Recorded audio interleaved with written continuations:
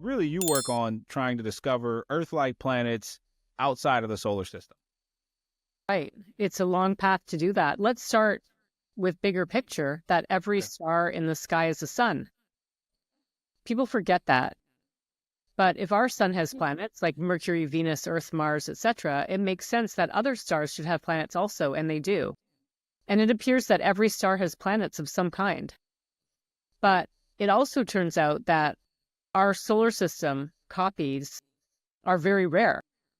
So in our planetary system, our solar system, we have Mercury, Venus, Earth, and Mars close to our star. And we have Jupiter, Saturn, Uranus, Neptune far from the star. But all these other planets, they have all kinds of what we call planetary architectures. You could have a Jupiter many times closer to its star than Mercury is to our sun.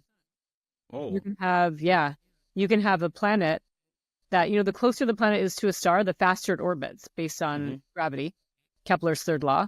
There are some Earth-sized planets out there that orbit their star. The time it takes to go around their star is half a day. like 12 hours. Yeah, like 12 hours. They're just Yep. every 12 Yeah. hours they're going around there. They're just whirl. How can they even contain the mass of a Jupiter that close though? I don't know if that's the same Yeah, that's a kind good of question. planet, but like Those ones are more like Earth. They're more like way smaller, way less massive than Jupiter. okay, But those it ones are turns like out, Earth size and they're going that around was a a great star. Yep. question, by the way. It does turn out that planets come in all orbits, all masses and radii that are physically possible. And what's also really weird is one of the most common types of the planet that appears to be the most common is a planet we don't even have in our own solar system. It's a planet in between the size of Earth and Neptune. So it's twice the size of Earth, about 2 to 3 times the size. And we actually don't really understand what are they made of, how did they form, why don't we have one? So this whole field of exoplanets is amazing. There are just so many planets out there. Our solar system appears to be rare, but instead there's all kinds of objects out there we're only just getting to understand. Wow. I mean, are there some favorite objects or favorite, objects for you out there in the universe? Is there like a star system you're in love with? Are there planets that are just really exciting for you? I mean, that one you just named is kind of wild that they're 12 hours around its Right, sun there's a and bunch somehow of it them. doesn't. Yeah. Yeah. Well, I don't know if I have a favorite, but it's kind of more like trending. You know how there's a song and it's like trending, and then a few years later there's a different like song that's trending. There are definitely trending planets, and one of them is called. Okay, let me see. Okay, it's called TOI 270D. Okay, so Okay. TOI. It's sort of unfortunate how names get named. Yeah, I was gonna ask you that after you explained this. Yeah. Anyway, we could get into that. Well, TOI is TESS object of interest. And TESS, like the girl's name, TESS, is an MIT-led NASA space telescope. It's actually 4 small cameras bolted to a platform. And TESS stands for Transiting Exoplanet Survey Satellite. It orbits Earth, and it stares at a giant strip of the sky for a month at a time. Then it moves on to another strip, and it's searching for exoplanets. We can get into that if you want later. Yes. How it finds them. But when it finds a planet candidate, not a planet, but just like it kind of might be a planet, it gets a TOI number, test object of interest. So TOI 270 was, not exactly, but about the 270th object of interest. And the planets get labeled B, C, D, E, F, G, etc. in order of discovery. So D would have been the third planet. But I helped run the test mission, by the way. I've stepped down from my position, but I helped set it up and run it. And we did never have a planet name. Like we decided to just keep TOI. So if TOI 270D was a test object of interest, it was a planet candidate. And later on, it was confirmed as a planet. It never got a new name. It always just remained test object of interest. So that's where that came from. Yeah. I see. The catalog. Yeah. Because some of these stars, they're so faint. They didn't have another name. Like they weren't named before. It's like no one cared about the star enough to name it before we found a planet candidate around it. That makes sense. Yeah. And so yeah, you're the planet namer. We might have to find a new system for naming them once they graduate, like they become an actual planet. You have some sort of system, and you've named multiple planets, I'm sure. Well, they're named after catalog names. We're not allowed to name them. There is a International Astronomical Union that decides what can be named what. And once in a while, they allow a few planets to be named, but they can't, for example, be named Andre. They can't be named like after a living person. They can't be given a proper name. And there's all sorts of rules surrounding it. And when they do get named, the names are too complicated. So we just kind of stick to what we have. Yeah, why can't they get names? That's crazy. Is it? Well, maybe it's for good reason. Maybe it's good reason. I don't know. I don't want to jump the gun. Maybe someday. But anyway, TOI 270d is what I call trending, because it's one of these planets that we don't know what it's made of. We don't know its origin. And we're getting some data on, because basically we measure a planet mass and a planet size. Okay. And from those values, mass and size is also like volume, we can get an average density. And so we can measure an average density, and it kind of gives us a bit of a clue of what the planet's made of, but it's sometimes like not very helpful. And so the next bit of information we can get is from the planet atmosphere. And this TOI 270d, it's actually a good candidate to observe the atmosphere with the NASA's James Webb Space Telescope. A space telescope's been in operation for a few years now.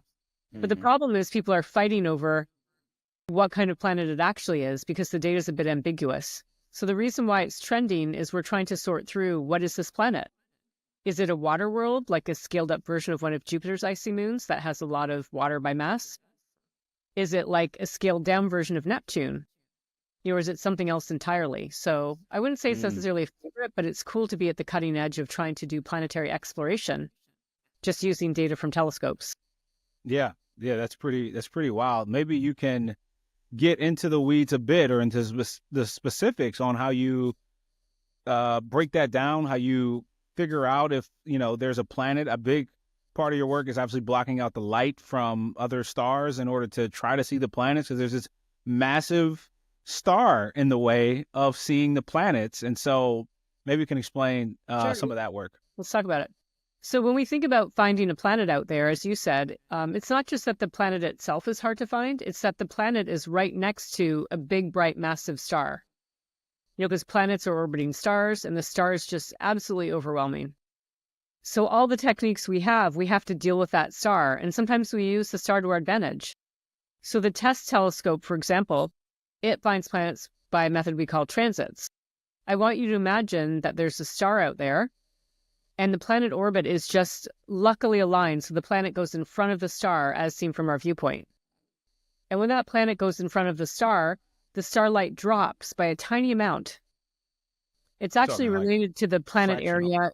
Yeah, a tiny amount, like the planet area compared to the star area. Remember pi r squared? Pi r squared planet over pi r squared star. And this is anywhere from like 1% of the light to a few percent of the starlight down to like a tiny, tiny fraction. And we don't like a solar eclipse almost in space, and to some but not a total, just a very minor eclipse. Exactly, and it's actually called a transit. So an eclipse is when one fully blocks the other, and a transit is when just a little tiny bit gets blocked. So all these stars, they're just points of light, but we can monitor the brightness of that star. And if we see a tiny, tiny, tiny drop in brightness of the right characteristic shape, it might be a planet. Now, these are pretty rare because the planet can orbit this way, in the plane of the sky. You'd never see a transit. For it to be right on, it's pretty rare, actually. Wow. So the TESS telescope, I mean, and the orbit itself might be a long period, right? It might not be in our lifetimes that they orbit the planet, right? It might. But yes, you're leading to another more subtle thing, which is like bias. The method is very biased to planets that have fast orbits that will see transit again and again and again and again, actually. And so that's partly why we're here talking about this. If all the planets were hard to find, if they had long period orbits, if they were all like our solar system, we might not be talking, because nature has given us this bounty of crazy planets. And the ones that are close and are orbiting and are transiting over and over again, they're actually easy to find. Yeah, that makes sense. Sorry. And then so... Yeah, so the TESS telescope looks at tens of thousands of stars at one time, actually up to millions that are much fainter. And computers sort through all this data looking for this characteristic drop of brightness. And after tens of thousands of stars each month, the computer spits out a couple hundred worth considering. And believe it or not, we have a team of humans will do vetting. We call it vetting, and they'll use auxiliary data to say which of those 200 should be called a test object of interest, should get like this rubber stamp. You are worth investigating. And we put out maybe each month that 200 might go down to like 20 or 30 or 50. And it goes out to a whole community of astronomers who then use ground-based telescopes to do some various follow-up measurements to find out if it's just a false signal or if it's indeed confirmed as a planet. I see. And then from there, that was like decades of work summarized in it. That's great. No, yeah, we don't want to underestimate the what it takes to go into it.